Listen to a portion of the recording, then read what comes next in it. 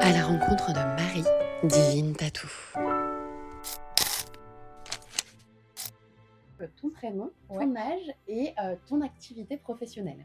Alors, je m'appelle Marie, ou du coup Divine, mon prénom de tatoueuse. J'ai 22 ans, bientôt 23. Tatoueuse et artiste peintre. Et je suis artiste peintre à la base.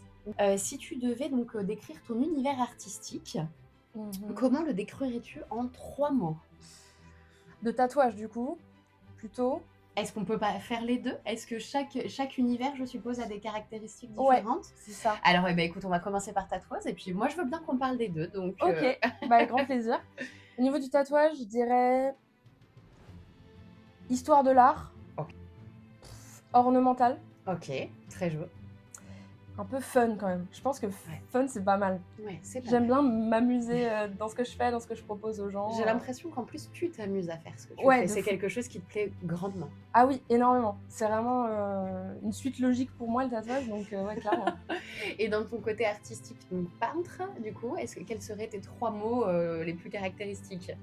Poésie, effervescence et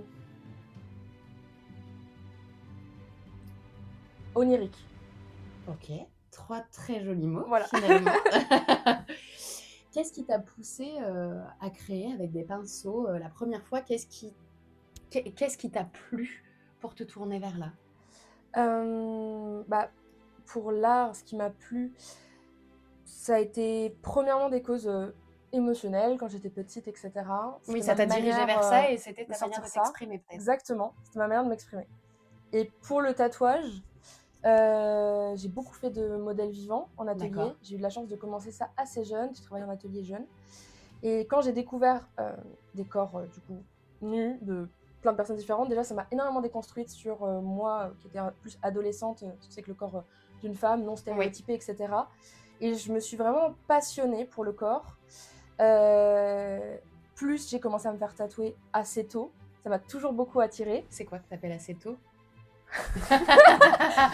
Alors, Voilà. c'est mon père était au courant, 15 ans. Ok, 15 ans. Oui, 15 ans. effectivement, c'est tôt, Ouais. mais par contre, est-ce que c'est quelque chose aujourd'hui, tu le regrettes? Pas du tout, parce Pas que du mon tout premier tatouage, c'était aussi le tout premier tatouage de mon papa. D'accord. Et c'est là une vague que j'ai sur le pied. Il y a une émotion particulière qui te traverse. Alors, peut-être, donc, si on a dit qu'on partirait sur les deux, mais la première émotion qui te traverse quand tu vas peindre? Alors, je ressens de la légèreté. Et c'est un besoin. Quand je travaille l'aquarelle, ça me met tout de suite dans un mood de légèreté. C'est ce Et que ça je te fait ressens. du bien? Ah oui, vraiment. Ouais, Ok. ouais. Et pour le tatouage, Reconnaissance, mais vraiment. qu'est-ce que tu ressens avant de tatouer? Alors, Avant la reconnaissance, parce que la reconnaissance, c'est le ouais, fait... juste avant, bah en vrai, alors, il y a une part de stress. Ouais, C'est impressionnant de se dire quelqu'un. on va tatouer quelqu'un. Voilà, on va tatouer quelqu'un, ça va rester à vie. C'est quand même aussi un moment qui est marqué. C'est pas que le tatouage en lui-même. Bah oui. Donc on essaie d'accueillir au mieux, de mettre au mieux à l'aise les gens. Ouais. Mais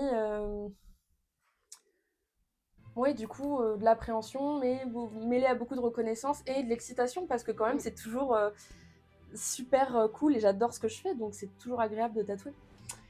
Puis ça veut dire que finalement, les gens vont avoir ton œuvre d'art toute leur vie. Exactement. Sur eux. Exactement. Et qui vont l'exposer au monde, enfin à toutes les personnes qui vont croiser. C'est ça, exactement. Et ça, c'est vraiment assez impressionnant. J'ai eu, notamment, j'ai une cliente qui me suit depuis mes débuts en apprentissage. D'accord. Qui m'a confié sa jambe entière. Qui Ah savait oui. que j'étais apprentie, etc., mais qui m'a dit pas de problème. Et là, on a fini tout le bas de la jambe, ça y est. Et je pense que j'aurais une reconnaissance absolument folle. Il y a des gens comme ça, des fois. Oui. Le fait de pouvoir échanger, de beaucoup parler et tout ça, déjà, ça met dans une condition qui fait qu'on a confiance. Et je pense que c'est toute la base, en fait, pour que les gens soient en capacité de te donner vraiment leur projet, ce qu'ils attendent, et que toi, tu sois en mesure de le prendre, finalement, et de le faire comme il faut pour eux et pour toi. C'est ça. Moi, j'ai vraiment besoin de... Je peux pas forcer les gens à discuter. Je respecte le mood de chacun quand il vient, ou de chacune. Mais j'ai besoin de connexion, de savoir à peu près... voilà, le pourquoi un peu du comment, pourquoi ce projet-là, au niveau de la réalisation, qu'est-ce qui te tient à cœur. Mais l'histoire qu'il y a derrière, elle est très souvent très très très personnelle et très intense. Et je pense Ouais. que ce que j'ai remarqué, c'est que les tatouages les plus dits communs sont en fait les tatouages les plus personnels. Et C'est donc, bien dit. mais vraiment, et donc c'est pour ça que j'aime quand les gens m'en parlent, ça me donne aussi de l'intention quand je tatoue. Ouais. Tu as donc Divine Tattoo d'un côté et C'est de ça. l'autre c'est donc V-Marie d'Art. C'est comme ça que tu le Oui, mets en sur fait, ton profil. c'est mon profil du coup artistique, Marie D'accord. LD. Du coup, c'est mes abréviations de mon nom et de mon prénom, en fait. D'accord. Voilà, c'est une Et contraction. comment ces deux identités cohabitent-elles ensemble et nourrissent en fait tes projets au quotidien? Te nourrissent-elles, pardon. Bah, le côté Marie, donc artistique de peinture et d'aquarelle, je garde mon vrai nom, mon identité. C'est vraiment moi, Toi. plus sérieux, plus recentré sur moi aussi, Ok. plus personnel envers moi. Et Divine, c'est plus cool et vachement plus tourné vers les autres. Et je me suis beaucoup perdue dans ma féminité. Et j'en avais besoin de retrouver ça à ce moment-là. Et je vais pas mentir, mais par exemple, moi, je mets beaucoup plus les femmes en avant. Je tatoue beaucoup plus de femmes aussi. Par choix ou parce que ça se présente aussi comme ça? Alors ça se présente comme ça. Déjà, les femmes sont plus enclins à se faire tatouer par des femmes. Ouais. Il y a un côté plus rassurant et au niveau de l'échange, c'est quand même beaucoup plus personnel. Ouais. Et Pharrell, ça te demande beaucoup, enfin à mon sens, hein, alors après peut-être que je me trompe, mais beaucoup de lâcher prise. L'eau, on peut pas la diriger de la même, enfin on peut pas le diriger vraiment. C'est vraiment un travail très précis. Alors malgré, non, c'est pas précis, mais assez fluide, donc tu peux pas le contrôler. Et du coup, le tatouage, c'est un contrôle et une précision permanente. Ouais. Du coup, comment tu fais? Enfin, moi, je me questionne quand même. Comment tu peux avoir deux univers si différents? Bah, en fait, j'ai besoin de l'un et l'autre pour exister. J'ai besoin de... C'est un peu comme toi, du coup. Bah, Peut-être c'est que... ça. J'ai besoin de parfois beaucoup de contrôle, que ce soit le plus précis possible, et parfois de moments de lâcher prise où vraiment je laisse faire. Donc c'est là que tu t'y retrouves. Ouais, c'est vraiment là que je m'y retrouve. Et puis, oui, l'aquarelle, on peut pas mentir. C'est très très instinctif et du coup, tu vas aussi beaucoup produire et c'est très très agréable. Alors que le tatouage, tu peux pas. Non, on peut pas s'y... Tu peux faire oh non, j'ai raté mon trait. Bon, alors attends, enfin, c'est Non, c'est ça marche compliqué. pas comme ça. Voilà, c'est ça. Est-ce que tu dirais que ton travail avec l'aquarelle, donc que tu as commencé et débuté avant, si j'ai Ouais, bien compris, c'est ça. t'a préparé finalement au tatouage? Pas que oui, du coup oui, mais pas que le travail d'aquarelle. Du coup, comme j'ai bossé en atelier, j'ai fait beaucoup de dessins académiques, donc j'ai une formation plutôt académique dans l'art, plus mes études d'histoire de l'art, etc. Ça m'a vraiment préparée.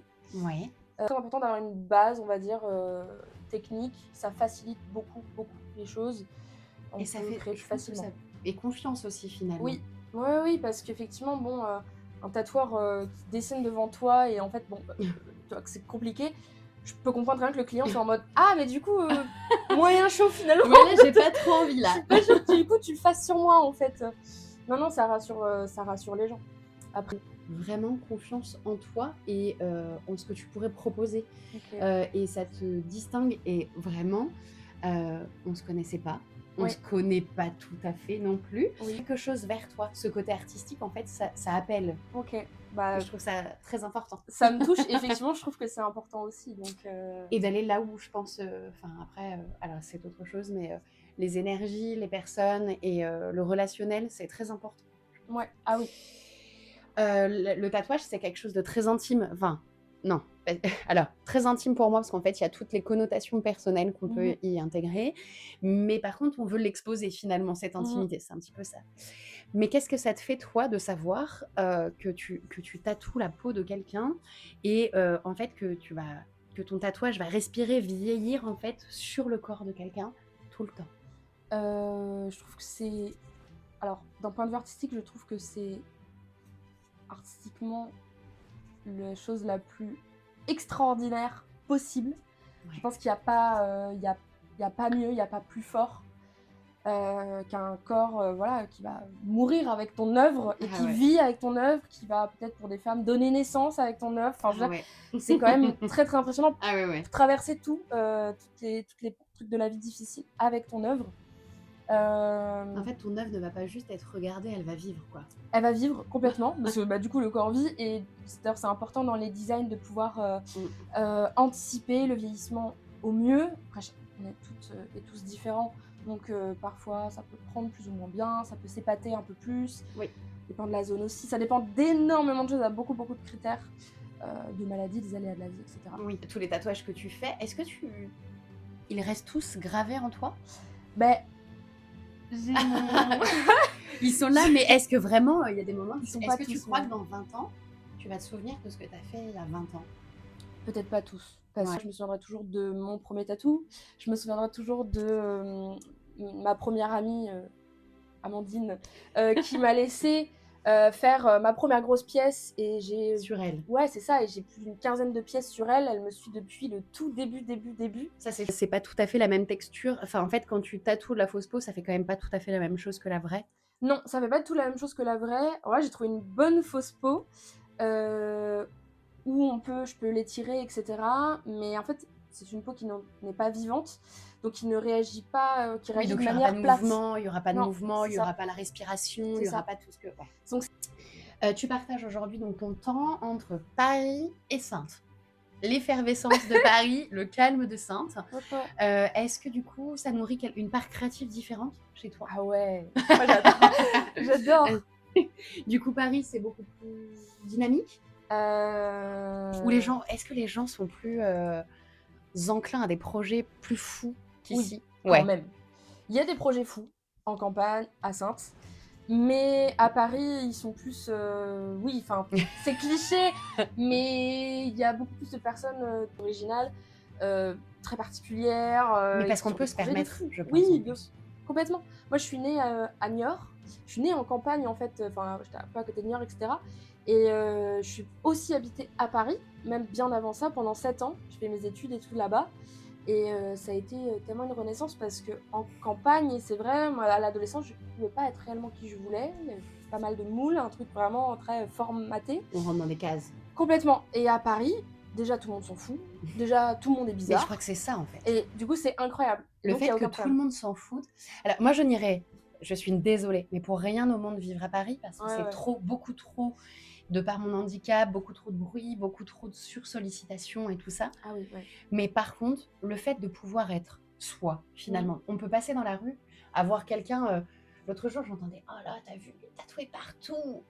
Oui, mais donc, du coup, en fait, alors que là-bas, on peut s'habiller avec les couleurs qu'on veut. On peut être la personne qu'on veut être. Du genre qu'on veut être, de tout ce qu'on veut. Ouais, l'expression de tout ce qu'on veut. Moi, ici, depuis que j'ai habité à Paris et que je reviens en campagne, même sur l'île d'Oléron, Marennes, etc., je me suis toujours habillée comme je voulais. Et du coup, des fois, c'est étrange. Qu'est-ce qu'elle fait? Mais je suis du coup beaucoup plus à l'aise avec tout ça, donc moi, je m'en fiche. Mais par contre, comme tu disais, Paris, c'est tellement de la surstimulation, c'est très dur. Pour rien au monde, je pourrais vivre à plein temps à Paris. C'est très difficile. Je l'ai déjà fait. La campagne, le calme ici, enfin tu vois, d'avoir un jardin. La tranquillité d'esprit. Ah ouais, c'est super important. Et les gens sont pas pareils. Et franchement, j'adore les deux points de vue. Enfin, j'aime vraiment les deux. Je trouve ça trop génial. Et est-ce que ça change ton inspiration? Est-ce que du coup, alors bon, ta fenêtre là n'est pas très grande, mais est-ce que du coup, quand tu regardes ici ton inspiration, le paysage, alors bon, on va parler de la mer, Saintes, la Charente, tout ça. Est-ce que ce paysage-là va changer par rapport au flux, aux gens qui marchent partout dans la rue, aux sorties possibles? Est-ce que ton inspiration est différente ici ou là-bas? C'est une bonne question. Ou est-ce que c'est propre à toi finalement? Je pense pas. Je pense pas parce que du coup j'ai habité sur l'île d'Oléron et je fais de l'aquarelle pourtant. Je n'ai jamais été capable et je n'aime pas trop ça de faire de paysages marins. Voilà. Bon, bah comme quoi. Et donc vraiment c'est très personnel. Par contre, ça m'inspire pas, c'est-à-dire au niveau du paysage, mais par contre l'ambiance, le calme, tout ce que ça dégage, oui. Finalement, ces deux endroits, c'est une sorte d'équilibre pour toi? Oui, vraiment c'est une sorte d'équilibre. C'est vrai qu'aussi, moi je suis très attachée à mon pays natal, la Charente et la Charente-Maritime. Donc j'adore ces paysages. J'ai beaucoup de mal à m'en détacher. Et du coup Paris, l'émulation artistique, les rencontres, effectivement, il y a quand même beaucoup plus de musées. Enfin, moi j'adore aller dans les musées, j'adore faire des expos. J'aime beaucoup Saintes, mais c'est voilà, on est beaucoup plus limité. C'est sûr. Donc Paris donne des opportunités.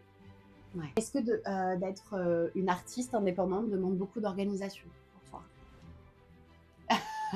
Du coup, est-ce que tu peux me dire quelques détails de ta charge mentale? Est-ce qu'il y a plein de petits onglets dans ta tête qui sont ouverts en permanence? Waouh!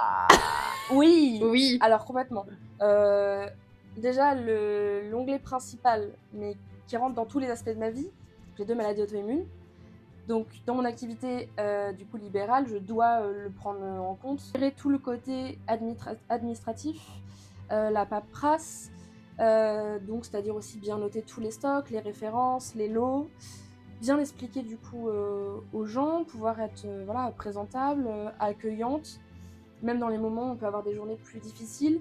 Et là je reviens du coup par exemple avec le diabète de type 1, quand je suis en hyperglycémie ou que j'ai des variations de glycémie, Ça va changer. des fois c'est compliqué, donc je suis obligée de faire un réel effort sur moi pour être bien pour les gens. C'est pas contre eux, c'est juste que par exemple, mon corps est fatigué, etc. Après, l'organisation, du coup, dans les rendez-vous, donc j'ai 2 lieux. Donc ça demande beaucoup d'adaptation. Ici, je fais à peu près ce que je veux. Mais à Paris, on est un shop où on est plusieurs personnes. Donc, Et quelle est la chose depuis toute petite, quelle est la chose qui t'a le plus émerveillée dans ta vie aujourd'hui? Petite, adulte, quelque chose qui t'a émerveillée et qui t'a fait grandir? alors, c'est très cliché, mais c'est toujours le cas actuellement, ma maman. C'est une femme très très très très forte, qui a eu un parcours très difficile, qui a toujours tenu bon. Moi et mon frère, on a des particularités, mais en plus des maladies auto-immunes. Elle a toujours su gérer sa vie perso, sa vie pro d'une main de fer, avec aussi beaucoup de douceur et d'amour. Et j'ai toujours été très impressionnée, et je le suis encore vraiment actuellement. Et c'est elle qui me donne beaucoup aussi d'énergie de faire mon propre truc, d'être ma propre patronne, d'avancer, d'avoir l'énergie pour... Il y a plein de choses que je pensais pas réalisables, c'est ça. Et quand je l'ai vue, elle, faire et y arriver, je me suis dit, bah, let's go, du coup, je peux le faire aussi, il n'y a aucun problème. Et après 5 heures de tatouage ou toute une journée comme là on va faire par exemple à tatouer quelqu'un, qu'est-ce que tu aimes manger? Qu'est-ce qui va être réconfortant pour toi? Qu'est-ce que tu pourrais engloutir après? Ça peut pas être tous les jours, mais les sushis ou jirachi saumon, j'avoue, c'est trop bon. Ah, jirachi saumon. Ok. Voilà. Donc ça serait le truc réconfortant après une grosse journée de tatouage. Ouais, et un bon Pepsi Zéro. Un Pepsi Max. Donc des sushis, un Pepsi Zéro. Donc ce soir, c'est ce qu'il faut lui emmener. Bon, je te remercie pour tout ça. Est-ce qu'il y aurait des choses que tu aurais voulu rajouter en plus que tu aimerais que les gens sachent de toi? Moi, j'adore les autres. Je suis très très curieuse dans la vie de tous les jours. Je pense qu'on peut apprendre énormément des autres. J'aime apprendre par moi-même, mais il n'y a rien de plus riche que de partager des moments avec les autres et de pouvoir parler. Donc moi, c'est toujours un plaisir d'accueillir le plus de monde possible. Et de te nourrir finalement de tout ça. Complètement. Des expériences aussi, des points de vue différents, des points de vue du coup artistiques, parce que même si moi j'ai une base en dessin, que je peux sortir des projets, il y a eu des fois plein de moments où j'ai proposé des projets, et en fait, ce que me voulait peut-être la cliente ou le client en me dirigeant vers des trucs était finalement plus pertinent. Et du coup, c'est très intéressant, ça me permet aussi de travailler ça pour comprendre mieux les autres, avoir des meilleurs automatismes. Tu as une faculté du coup de remise en question impressionnante. J'essaye beaucoup. Je pense que c'est important, et je pense que si on arrête de se remettre en question, on meurt. Vraiment. Enfin, c'est comme le fait d'apprendre tout le temps en fait. On est tout le temps en apprentissage. À partir du moment où on n'apprend plus, c'est qu'on pense que on sait tout, et c'est pas le cas. Bah non. Non, tu as raison. Donc ça peut pas continuer quoi. Donc voilà. Mais après non, venir découvrir mon univers, pouvoir échanger. Moi, j'adore. Merci beaucoup. Pouvoir échanger, pouvoir aussi conseiller, même si c'est pas forcément mon style. Voilà, moi je redirige volontiers vers les collègues. Venir partager un moment cool et un petit café. Regarder mes bouquins. Oui, là du coup il va être froid, je vais t'en faire un.